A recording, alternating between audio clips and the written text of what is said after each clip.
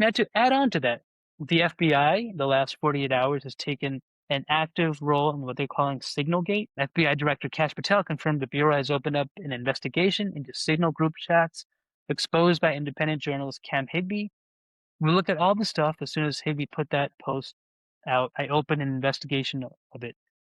He says this sort of Signal chat being coordinated with individuals locally in Minnesota, but maybe even around the country, if that leads to a break in the federal statute or violation of some law, we are going to arrest some people.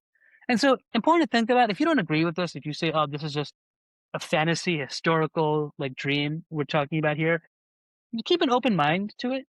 It's very coordinated, right? You can read through how some of these signal groups are working. There's much more intelligence and coordination and operation behind this than just like John Doe who works a 9 to 5 and is coming home thinking of how to plan his next protest. There is a lot going on behind how these protests are being organized. I'll even add, especially on a midterm election year, this seems like it could be a tool the left is using to swing an election. You mentioned, how do we avoid situations where protesters get hurt? I'll kind of add on to this. The National Immigration Justice Center, which essentially is anti-ICE, they say this: stay calm and don't run, argue, resist, or fight the officer. I'll read that again. The National Immigrant Justice Center, right? They are opposed to ICE in their own guidelines for immigration justice. It's called Know Your Rights with an ICE encounter. They say stay calm, don't run, argue, resist, or fight the officer, even if you believe your rights are being violated or you are being treated unfairly.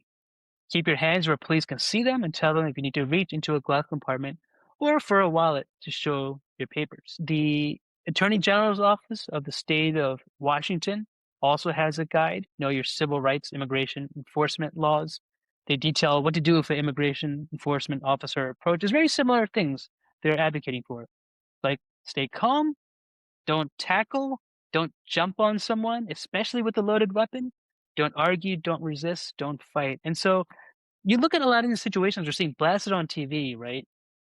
These protesters are, in my opinion, entangled way too close to a very volatile situation. And sadly, the lives have been taken in this process. And it's something we should mourn, right? It's not something we celebrate. We don't say, "ha ha, you big dummy." It's sad, right? And we should draw attention to this. But the nation is divided, right? Both sides are looking at each other and calling each other all types of vitriolic names. The tension is high.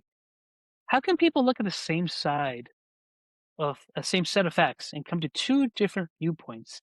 I mean, we all see the same videos, we all read the same stories, but you have two very different opposing views that are taking hold between the right and the left. And this happens, right? Not just with Minneapolis, but seemingly with every major national story, right? You have just so much division over the same set of facts. Why does this happen?